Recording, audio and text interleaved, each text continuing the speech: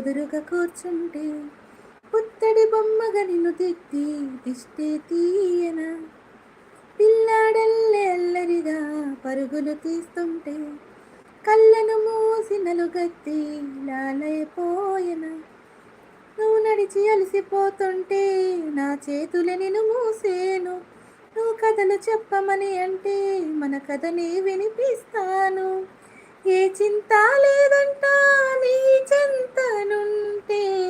ఏ భాగ్యం కావాలి నాకింత కంటే ఈ దొరసాని నానివేని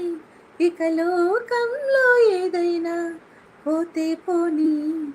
ఏం చేశావు నా ప్రాణం నీ చుట్టే ఉంది ఏదేమైనా జీవితమే నీదని చెబుతుంది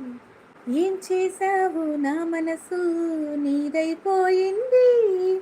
ఏదేమైనా నిన్ను వదిలి రానని అంటోంది